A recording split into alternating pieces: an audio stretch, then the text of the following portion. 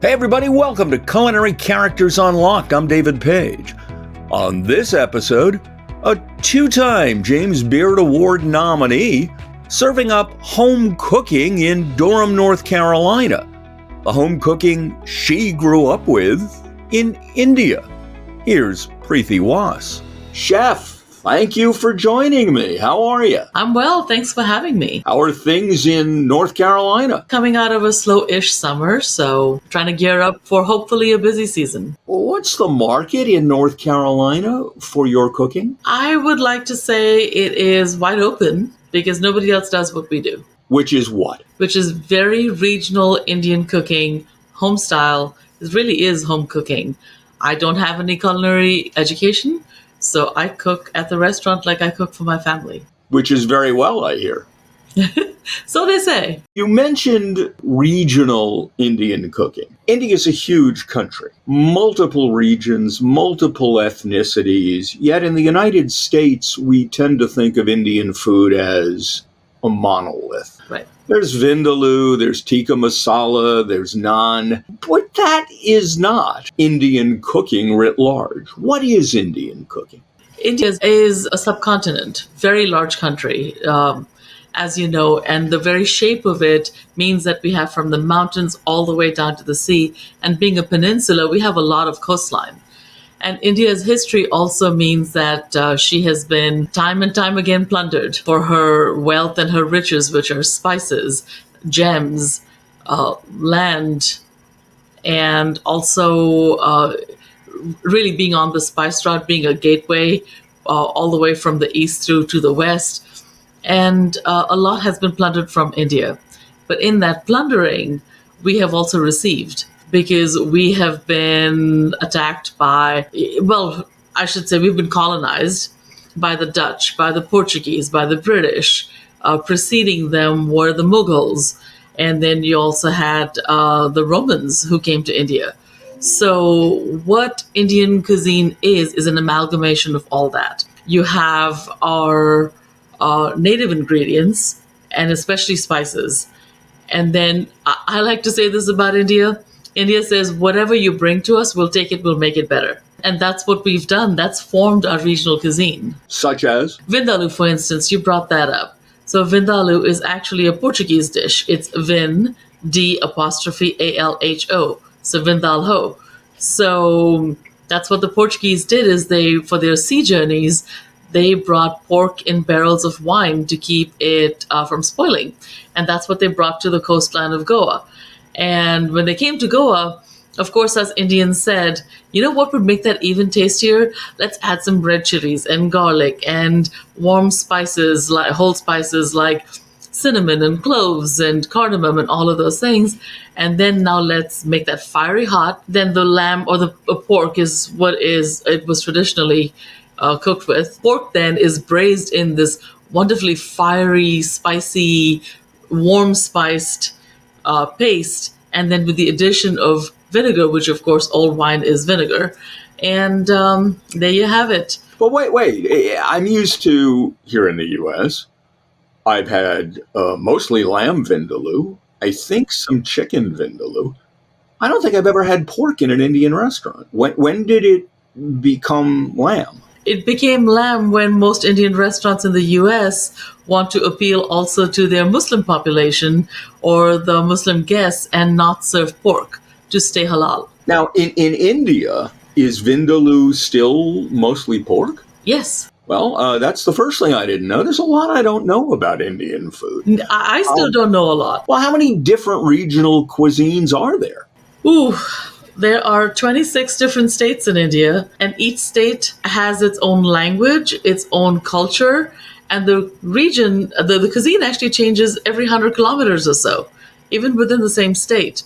So I could not accurately quantify for you. Well, where did you grow up? I was born and raised in Tamil Nadu, which is a southern coastal state, and I grew up in the city of Madras, now known as Chennai. What are the big dishes there? So where I grew up, the big dishes, again, because it's coastal, we had fish curry, we had chicken, we had lots and lots of vegetables. We have dosa and idli, which are dishes made with a fermented lentil and rice batter. And we've got sambar, which is a lentil stew. We have a host of chutneys. Coconut features prominently in a lot of Southern Indian cooking, as well as tamarind. What about animal flesh? There is I think, an overriding belief, and it's likely a misconception, that all of India is heavily vegetarian. That is absolutely a misconception, because we have in Kerala, which is the neighboring state, that's where St. Thomas actually came in and brought Christianity, and with Christianity also brought the flesh-eating part of it. Again, the misconception is that most Indians do not eat beef, which they don't, but Christians do, Muslims do. And in Tamil Nadu, where I grew up, there's goat, so we call it mutton. Goat meat is called mutton. So we have mutton, chicken, fish, shrimp, lobster, you name it. Lobster? Lobster. What do you do with lobster? We do steam it, we grill it, but more than lobster, crab is prevalent. And the South Indian crab curry, I'm salivating as I talk about it, actually. It is delicious. As a child there, were you interested in cooking? I was. I actually started baking when I was 9 years old, fascinated by the alchemy of it. Probably not an easy bake oven, or yes? No, we did not have easy bake ovens. What we had was we would actually bake cakes in a pressure cooker. What was the economic condition of your family? Did you have a lot of money, or were you eating the food of those who don't? Well, our family was, I would say, upper middle class, and we ate well because although I was born and raised in South India, I belonged to a Punjabi family. Punjab is in the north west part of India, and us Punjabis, we're known for our hospitality, and that's specific hospitality, very specific to food. So we love to cook, we love to feed people. Everything revolves around food for us. Who is your cooking role model? Your mother? No, my mother thinks she's a good cook. She makes about 4 dishes pretty well. But and my mother really was the breadwinner of the family. So she wasn't home a lot to be doing the cooking. My cooking role model was actually my oldest sister, who can make anything taste good, literally anything. And I was also very fortunate to have, again, India, large families, lots of cousins, lots of aunts and uncles, and 2 of my aunts, one on my maternal side, one on my paternal side, exceedingly good cooks. What was your favorite, or what were your favorite dishes back then? Fish curry. Fish curry with tamarind. I can eat it for breakfast, and I have before. Is it a whole fish? Is it fillets? It's fillets. Of what fish? Just different ones that were available, because we had a plethora of seafood available to us. Okay, so you grow up in an upper middle class family, seemingly secure, well fed, and you turned into kind of a rebellious punk as a kid, did you not? I absolutely did, because my family life was not secure. What do you mean? Very violent family. My father was a very violent alcoholic. My mother worked to keep food on the table. I'm so sorry. And that actually informed a lot of my cooking. In what way? Well, my father belonged to this strata of people, men who believed that he would only eat something that somebody of his class would prepare. So that meant the women in our home. And since my mother was working, my father would be home drunk and very inebriated. And I would get off the school bus and come home. And I knew that as soon as I got home, I would have to cook for him so that he could eat something. If I didn't cook it fast enough, if I didn't cook what he wanted or liked, I was getting beaten. And when I say beaten, I mean badly beaten. Oh my God. Mm-hmm.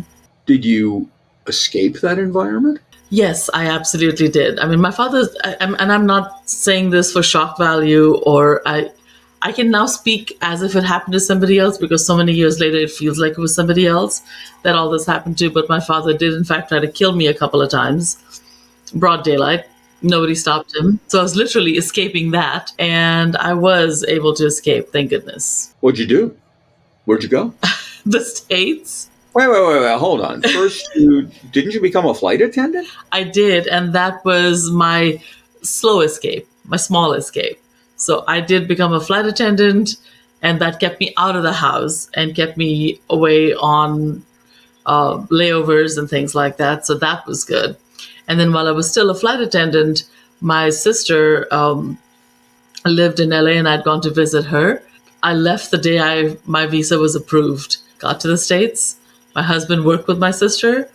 Met him. We got married 2 weeks after our first date. 2 weeks 2 weeks in Vegas, right? in Vegas. So you marry this guy after 2 weeks. Now you want to assimilate, right? I didn't know that I wanted to. I felt like I needed to. Why? Because that was the expectation. When you are a woman, a girl raised in India, and I'm talking 40 something years ago, you are raised to be a dutiful wife.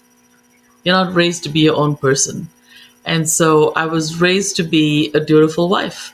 And I thought that by assimilating, by doing what was expected of me and all that, that was a recipe for contentment and happiness, not realizing I was going to give up a part of myself for that. How'd you give up that part of yourself? What'd you do? I did not wear Indian outfits. I didn't wear loud colors, which I absolutely adore color. As color drenched as possible.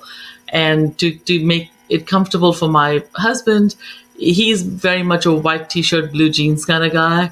And that's what I did. The food is what I really gave up in a way. Although my husband absolutely loves Indian food, he loves Indian restaurant food. He's not very fond of the kind of foods we eat on a daily basis. And so I didn't cook those for him. And as a matter of fact, I started cooking the things that his grandma cooked and his mom cooked. And Such as? his grandma was an excellent cook. So she was married to an Italian from Buffalo and made fabulous Italian food. And then grandma was actually Norwegian and taught me how to make lefse. So I made lefse and all manner of Italian cuisine. Started baking. Grandma taught me how to bake my first lemon meringue pie. So, yeah. When did you start cooking professionally? And I'm going to guess it wasn't Indian food. It was not Indian food. I'd kept that part of myself so quiet, and I didn't feel like I was confident enough to sell Indian food. Also, because when I was growing up, I grew up with such fantastic cooks. My mother actually told me that I shouldn't cook because I was not a good cook. Oh, thanks, Mom. Right. Especially given your assessment of her cooking. So you've pushed the Indian food to the side. Why did you, or how did you get into the food business? I was a stay-at-home mom with both my daughters. Where were you at the time? In LA at the time, Los Angeles. I was a stay-at-home mom and started to miss the things that I wanted, which were, for instance, I was part of mom's groups, and that was my only outlet with 2 children at home. And they would want to meet at the McDonald's Play Palace. And I would go so my children could play, but I would be hungry because I was not about to eat that. So I started writing a business plan. You're at McDonald's not wanting to eat a quarter pounder, and you say to yourself, well, to hell with it, I'm going to open my own restaurant. Pretty much. I mean, you're making a leap, but yes, that's what I did. So what happened? What'd you open? Well, we had moved to Tulsa, Oklahoma after that. And so I opened in Tulsa, Oklahoma. And I opened an all-American cafe. It was called Lulu's Sweet Shop. I named it for my husband's grandma, who I was very, very, very, very fond of. Grandma Lucille, so I named it for her. Baked goods, everything from scratch. So sandwiches, soups, salads, that kind of thing, but all from scratch. Now, this is with no culinary training. This None is just what you know how to do at home. Right. And had the Tulsans, not far, I would guess, from Kane's Ballroom with the spring-loaded stainless steel dance floor. Mm-hmm. I've been to Tulsa. How'd the Tulsans react? Well, it was 2008, and Tulsans enjoyed what I was cooking, but didn't want to pay the prices that my cooking demanded, because I did make every single thing from scratch, very high quality, and they weren't quite ready for that. Not to mention it was right after, when we were going to a recession, middle America, and my husband did say, especially about that business idea at the time, that I was ahead of my time. Okay, so what happened? What happened is that I went into business with a business partner who I did not realize until a couple of months before we were going to open that she had no intention of actually putting any sweat equity into the space at all. My children were 8 and 5 years old, and I found myself putting in all the remaining money, work, everything. And then when we were doing well, in terms of lines out the door, there literally were lines out the door.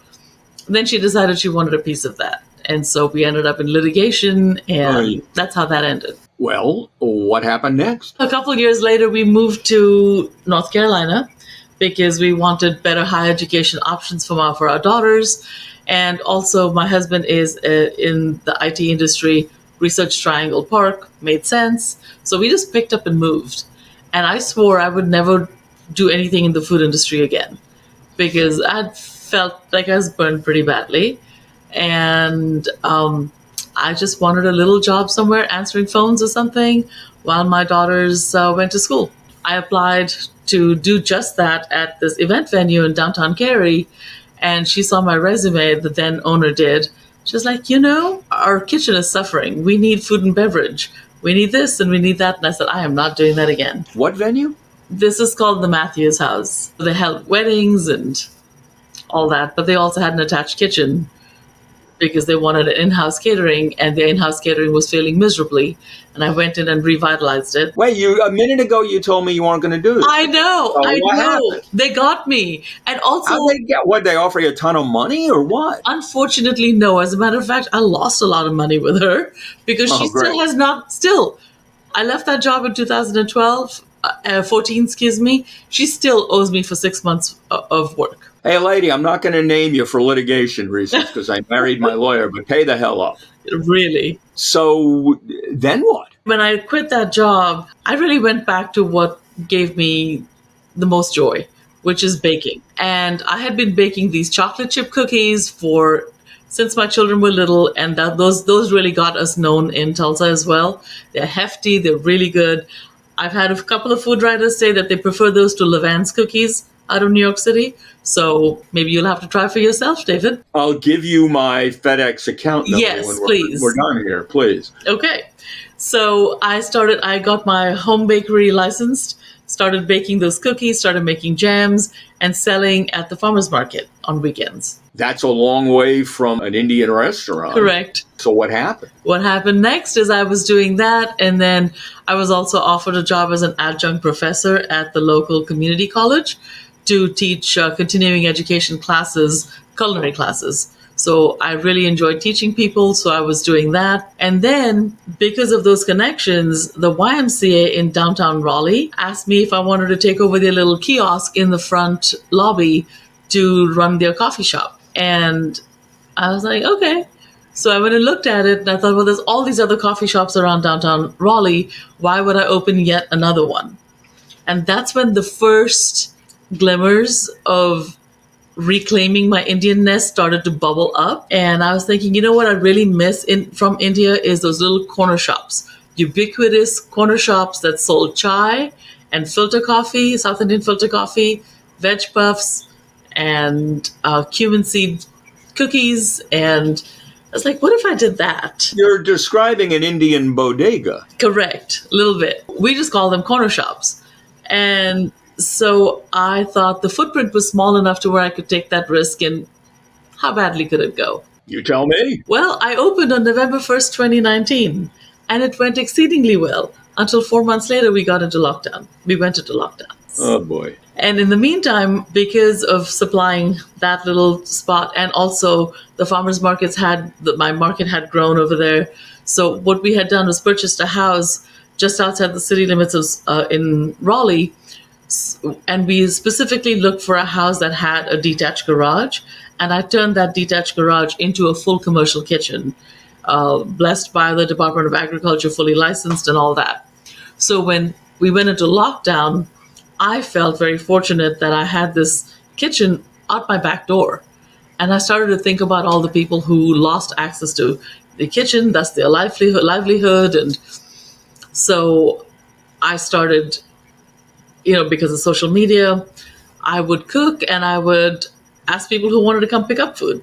What are you cooking? I was continuing the baking, and then I started making chicken soup and things like that, comfort things. Mm-hmm. And then very hesitantly started making some Indian food and putting it out there on Nextdoor and on my social media.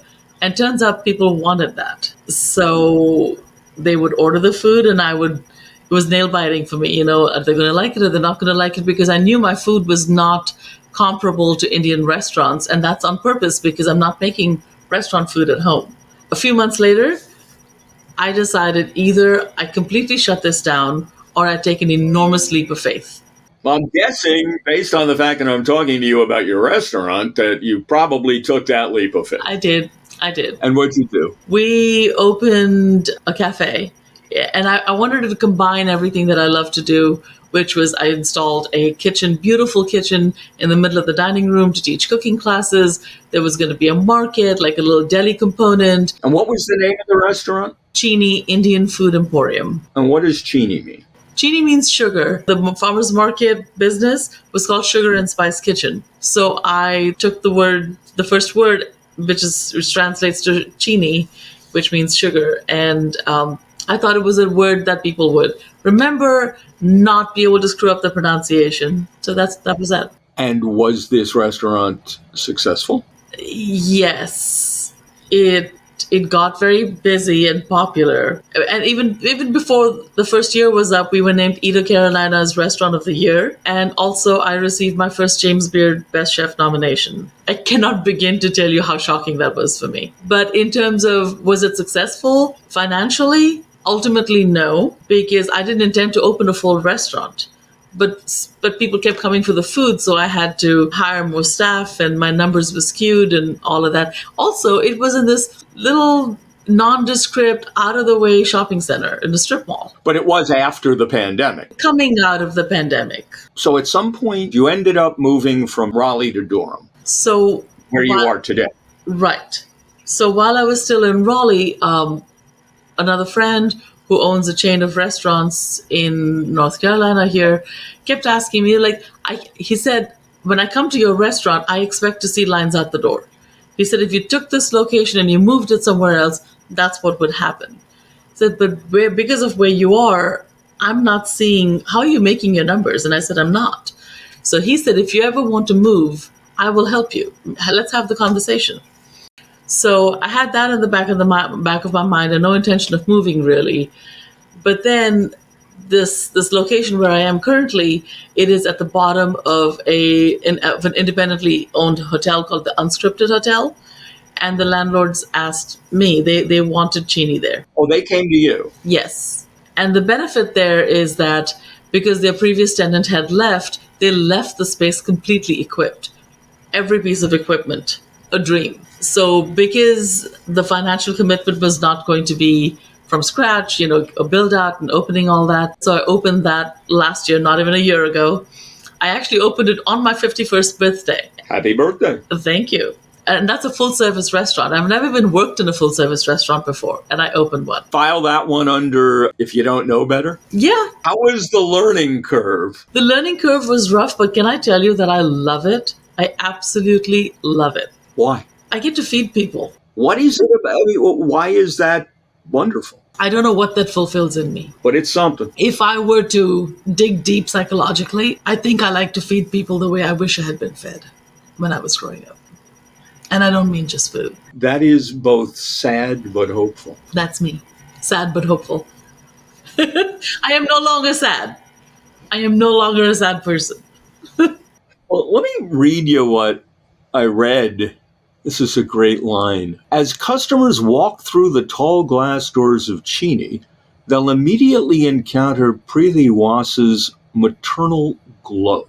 The chef and owner of the upscale diner-style Indian restaurant in Durham is known for her desire to both feed and educate her guests about the origins and preparation of a dish. That reporter get it right? Yes. So what are you educating me about when I come to your restaurant? It's the question that you led with, right? What is Indian regional cuisine? What don't you know about it? And what are you feeding me? I feed you my memories. Is this street food? Is it home cooking? Is it comfort food? Or what is it? A little of all of the above. Really, what will I find there that I am not going to find at the traditional Indian restaurant down the street here on the Jersey Shore? 90% of my menu you will not find. Okay, so give me some examples. So one example, it's on our small plates menu. It's called Chota Khana. So that's mutakos medallions. So I take cabbage and I cut cabbage steaks. and the cabbage is slow braised, then served on a bed of like a spicy, pungent yogurt based sauce. And it has a tadka, which is a cooking technique.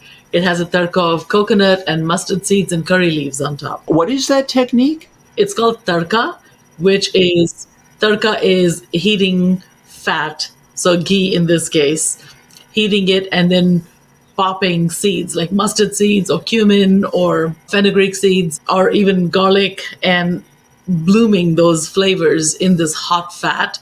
And you take that and you pour it over a finished dish. So it's a finishing oil in a way, but it perfumes and blooms, makes the entire dish just come to life. This is going to sound like a dumb question. I assume most of the spices you are using come from India, at least in their purest or best form. Where do you get them?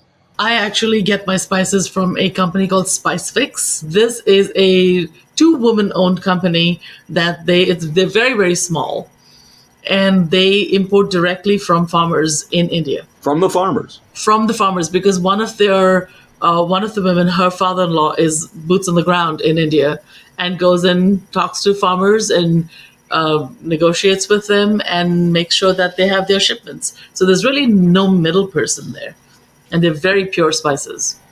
What about your produce and your proteins? Are you concerned about local? Where do you get your stuff? So most of our produce comes from a local company called Blue Sky Produce, and yes, they purchase from local farmers. They grow a lot of it themselves, and our proteins come from Cheeni Brothers, which is our purveyor. And I could be snobbish and say like, oh, I only go deal with the local small farms, but Cheeni Brothers is a small enough purveyor that they have relationships with the local farmers for us, as well as access to, a broader global database. So I'm very happy with the produce and, the proteins that I get from Cheeni. I spoke with a restaurateur just the other day. I said, look, I believe in buying local, but if it's not the best, I'll buy from elsewhere. Yes. The same? The same. We get fish from Cheeni Brothers. It's barramundi. It's coming from Australia. That's not, fished off the local coast of North Carolina. So why do you go with a fish from Australia? Because barramundi is delicious. It has a butteriness to its flesh that really works well for the dish in which I use it. And this fish, these proteins, they are being individually quick frozen at fishing or at production. And so they're retaining all the nutrients and minerals and everything, and they're actually better for you. Describe more of what's on your menu that I don't get at the Indian place down the street. One of my favorite things that we have on the menu, and you won't even find this in India, or I haven't found it there. Are you familiar with bitter gourd? In Hindi, we call it karela. No. It's this funky looking vegetable, green, looks like it has warts all over it. It's very bitter. Oh, you're making this attractive as hell. Right? Exactly. Yeah. So this is a vegetable that most Indians growing up have a love-hate relationship with. And most people I know growing up in India will not still eat bitter gourd. They have these memories of it not being good and they will not eat it. Well, I love it now. I didn't when I was a child. So I get karela and we cut it into rings and we soak it in a saline solution. And then we very lightly batter fry it. And so it's karela chip chaat. So we take bitter gourd and we make chaat out of it, which is a street food. And so it's tossed with cilantro mint chutney and tamarind chutney and it is fabulous. That is something even Indians who come to Cheeni, and they say we've never had this in India, and they come back for it. And big win for me, it's not just the Indians who love it, the ones who grew up with it. I have Americans coming back time and time again for that chaat. Hey, I'm one of the few Americans who will fess up to liking haggis. So, there's no accounting for taste. There is no accounting for taste, but this actually tastes very good. I got to ask you about a dish because I don't know any of the words. Okay. And when I mispronounce it, please correct me. Tomatar and bindi dal tadka. How close was I? Not that close, but Come on, you say it. tomato and bhindi dal tadka. Okay. So tomato means tomato, bhindi is okra. So this is like southeastern American cooking, okra and tomatoes. That's correct. Okay, slow cooked lentils with tomatoes and okra tempered with ghee and panch foron. What is panch foron? Panch foreign, so panch means five, and foreign are seeds. So it's a 5 seed mix. It has nigella, fenugreek, mustard, cumin, and fennel seeds. So it's a 5 seed mixture, and it's bloomed, like I said, in the ghee, and it makes it delectable. The various cuisines of India, how big a part does dessert play? I mean, that's such an American thing. Is it Indian? Oh, Indians love sweets. We love our sweets. And most of our sweets are milk based and also contain a lot of ghee. And also, a lot of sweets are made with chickpea flour called besan. I see on your menu kulfi, house-made ice cream. Is your ice cream similar to American ice cream? Is it the same? I mean, It's not. Think of it like Indian gelato. And it's actually made with no air whipped into it. So it has a very luscious, decadent texture to it, but it still tastes light. what flavors? This one has saffron, rosewater, cardamom, and pistachio. In America, we think of Indian flavors mostly in terms of extreme spice. The perception is that if you think this is spicy, try it the way they really eat it in India, your head will fall off. Is there a range of more subtle flavors appreciated in the cooking? There is. And it is a misconception that most Indian food is spicy. Really? Yes, because that tomato and bhindi dal tadka you brought up has zero heat to it, but it is extremely delicious and flavorful. What's the favorite thing on your menu? For me, or what guests order? What's your favorite? I wrote the menu, David. I put everything that I love on that menu. Okay, what's the favorite with the public? A dish this summer, it's been a dish called Tamilian chicken. So Tamil Nadu is the state where I grew up, so I'm referencing the geographic area, so it's Tamilian. And it is essentially a chicken curry that is like the fish curry that I absolutely loved growing up. So with tamarind and mustard seeds and curry leaves, and it has savoriness to it because of the tamarind, a little bit of a sourness. And it was also it does have a good amount of heat to it, but the heat is balanced so well with that tamarind. It's a very craveable dish. Is there a learning curve, or perhaps even more importantly, an adventure curve that patrons follow when they first visit you? I love this question. I'm glad you thought to ask it because my favorite kind of guest is the one who will come in and say, what should we help us course this out? Help us follow that taste curve. So I come in and what's an unthreat? I guess like chicken tikka masala. I've had that elsewhere. That doesn't scare me. That's not Indian. It's not Indian? No. It has Indian flavors to it, but chicken tikka masala was actually thought up by somebody in Scotland. Really? Yes. So how did that happen? Once Indians were, after independence, after we booted the British out, and then once they did actually allow Indians to get visas because they needed cheap labor. So I believe an Indian immigrant said, y'all like tomato soup, y'all like cream in your tomato soup. I'm going to add a little Indian spice to make it just Indian enough, and here's some boneless, skinless chicken in there because y'all don't eat meat with, chicken on the bone either, which is what we do in India. And so an Indian immigrant probably just said, here's something that's palatable to you. Here you go. A former British Prime Minister, and I can't remember which one, was quoted at one point as saying that curry is the British national food. Yeah, it is now. Because you know what? If they colonized the country for the spices, the least they can do is use them. You think Americans are getting more adventurous, palate-wise? Yes. You're seeing it there, although you're in a pretty academic sort of worldly area. Mm-hmm. Do you get much clientele from outside that area? Yes, we do. Really? We do, absolutely. Your destination, let's drive to Durham and Yes. have a meal? Yes. It surprised me too, but yes, I can emphatically say yes. You mentioned your first James Beard semifinalist nomination. Yes. You got another one Yes. just this year, correct? Yes. So next year, you're going to win? Who knows if I'll even be on the list? Because the truth of the matter is that there are incredibly talented chefs.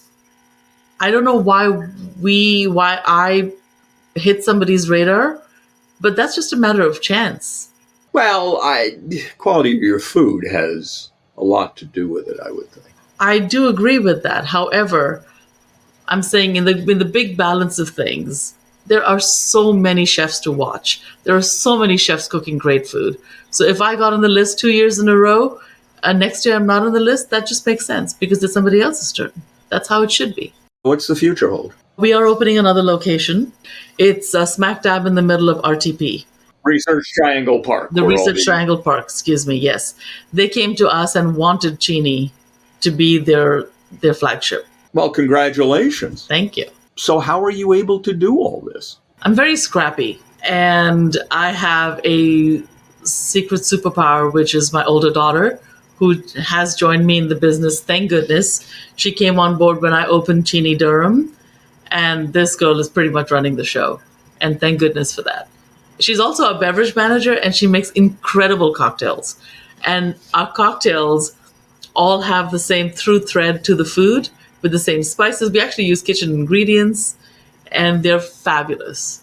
Chef, thank you so much for taking the time to talk with me. You're just terrific, and you have a remarkable story. Thank you. Thanks so much for seeking me out to share my story. Preeti Waas, chef and owner of the restaurant Cheeni in Durham, North Carolina. On Culinary Characters Unlocked, I'm David Page, and I'll see you next time.